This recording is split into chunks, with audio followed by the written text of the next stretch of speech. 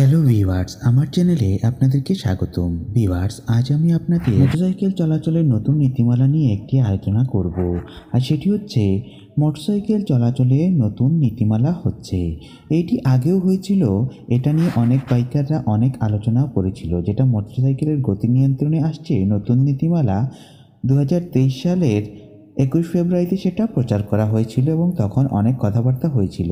এবার 2024 সালে 15ই জানুয়ারি মোটরসাইকেল চলাচলের নতুন নীতিমালা সম্পর্কে আলোচনা করেছেন সড়ক, জনপথ ও সেতুমন্ত্রী ওবায়দুল কাদের। তিনি বলেন, মোটরসাইকেল চলাচলে আসছে নতুন নীতিমালা। এটি পত্রিকার খবর। তো এই খবরে তিনি বলছেন, সড়ক দুর্ঘটনা কমিয়ে আনতে নীতিমালা করছে সড়ক পরিবহন সেতু মন্ত্রণালয়। 3 চাকার যানবাহনের পাশাপাশি মোটরসাইকেল নিয়ন্ত্রণের নীতিমালা তৈরির কাজ দ্রুত শেষ করার নির্দেশ দেওয়া হয়েছে। এ বিষয়ে সড়ক জনপথ বিভাগের প্রধান জনাব ওবায়দুল কাদের বলেন, ইজি বাইক নসিমন করিমনের কারণে বেশিরভাগ দুর্ঘটনা হচ্ছে, পাশাপাশি সড়ক দুর্ঘটনা হচ্ছে মোটরসাইকেলেও। আমি মোটরসাইকেল এবং 3 চাকার গাড়ি নিয়ে একটা নীতিমালা তৈরি করার জন্য সচিবদের নির্দেশ দিয়েছি। এর আগে কিছুটা কাজ হয়েছে নীতিমালা নিয়ে। এই নীতিমালার কাজ যেন দ্রুত শেষ করা হয় সে বিষয়ে নির্দেশ দিয়েছি।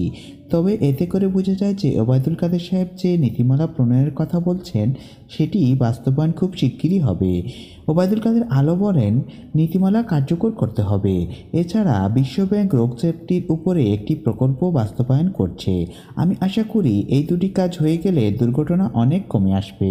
তো এতে করে বোঝা যায় যে মোটরসাইকেলের উপর বড় একটি নীতিমালা প্রয়োগ হবে। হয়তো সেটি একটি স্পিড লিমিট দেওয়া হবে, অথবা মোটরসাইকেলের উপর নতুন কোনো নীতিমালা আরোপ করা হবে, যেটা বাইকারদের জন্য খুবই বিরক্তিকর হতে পারে। এ বিষয়ে কিছু স্পষ্ট বলা হয়নি। নীতিমালা প্রকাশ করা হলে সেটি হয়তো জানা যাবে।